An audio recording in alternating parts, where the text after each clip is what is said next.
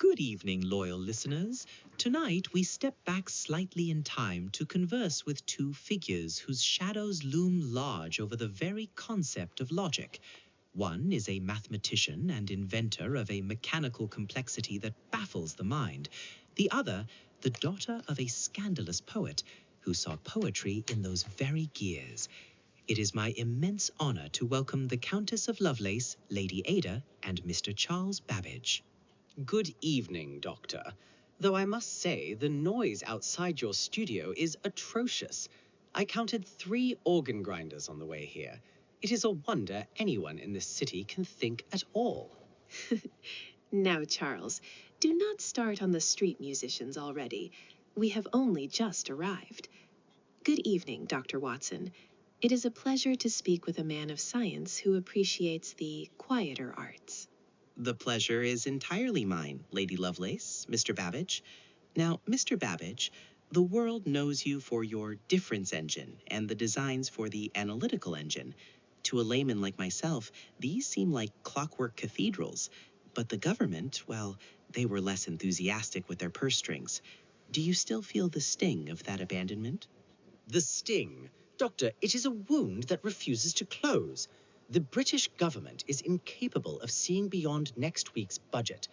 I offered them a machine that could eliminate human error from navigation tables, errors that wreck ships and cost lives.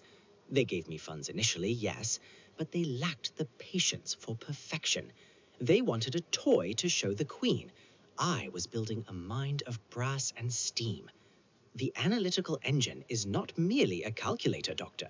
It possesses a store for holding numbers and a mill for working them. It is the mechanization of thought itself. And yet, it sits as drawings and fragments, because the Chancellor of the Exchequer cannot grasp a vision larger than a shilling. A familiar frustration, I am sure. Genius is rarely recognized in its own time. Lady Lovelace, you saw what the politicians could not.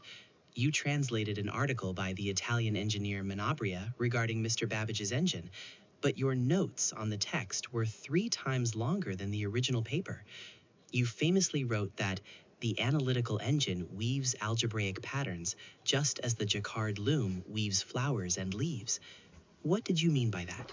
I meant, Doctor, that Mr. Babbage's engine is not bound by mere arithmetic. If we can translate the fundamental relations of sounds, or logic, into the language of the machine, into the punch cards, like the jacquard loom uses, then the engine might do more than count. It could compose elaborate and scientific pieces of music of any degree of complexity or extent. It is what I call poetical science. Mathematics is not cold, Dr. Watson. It is the language of the unseen relations between things. My father, Lord Byron, sought truth in verse. I seek it in the variables. Poetical science, a fascinating term. It suggests a bridge between the romantic and the rational. Mr. Babbage, did you view your invention with such romance? Huffs. Romance? I view it as a necessity for accuracy. I am interested in the elimination of error. When I looked at the astronomical tables of the day, full of mistakes made by human computers, I cried out, I wish to God these calculations had been executed by steam. Lady Lovelace has a flighty imagination, which is useful, I grant you, for explaining the machine to the dullards in society. My focus is on the gears. I want a world where truth is calculated, not guessed. You are too hard on yourself, Charles. You built the body of the machine. I merely suggested it might have a soul. In my note G, I detailed how the engine could calculate the Bernoulli numbers, a complex sequence. It was the first time anyone had written a set of instructions, a program, if you will, for a machine to execute a task it had not yet performed. Remarkable. You effectively wrote the music for an instrument that had not yet been built. Speaking of systems and calculations, Lady Lovelace, I must touch upon a delicate subject. It is rumored that you and Mr. Babbage applied your mathematical genius to the horse races at Epsom. a system to predict the winners. We explored the application of probability to chaotic events. Yes. It was a theoretical exercise. Mostly. It was a disaster, Doctor. I thought that if one could account for enough variables, the weight of the jockey, the condition of the turf, the lineage of the beast, one could pierce the veil of chance. But the fairies, as I call the fates, were not with us. I fear I learned that while numbers are perfect, horses are delightfully, expensively irrational. A hard lesson indeed. My friend Holmes often says that while the individual is a puzzle, the mob, or the herd, is a mathematical certainty. Perhaps he would have had better luck at the Derby. Mr. Babbage, before we conclude, I must return to your personal crusade. You have waged a war against street noises, hoops, fiddlers, organ grinders. You even wrote a pamphlet on the subject. Why such fury? Because, sir, time is the only commodity we cannot replace. These street nuisances destroy the silence necessary for deep thought. I estimated that 1/4 of my working life has been destroyed by street music. When I am on the verge of holding a complex algorithm in my mind and some fool starts grinding out a polka under my window, the structure collapses. It is intellectual theft. They should be arrested, every one of them. He is quite passionate about it. Though I find, Doctor, that sometimes the chaos of the world is necessary. It reminds us that we cannot control everything. We build our engines, we write our notes, but the music plays on regardless. A profound observation to end on. One looks at the gears, the other at the stars. Together, you have laid a foundation that perhaps a century from now will change the world in ways we cannot imagine. And so, let me ask you, please, do you foresee a future where machines will someday think, say, like a human being? You ask if the brass and steam of my analytical engine might one day encroach upon the sacred dominion of the human mind. It is a provocative notion, though I must confess my focus has ever been on the elimination of error, not the emulation of the soul. I view the engine as a servant of the highest order, a mechanical drudge capable of relieving the human intellect of the intolerable labor of calculation.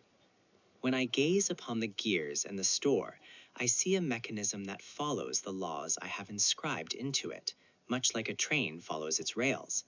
It possesses foresight only in the sense that it anticipates the carry of a digit. Can it think? I suspect not, sir.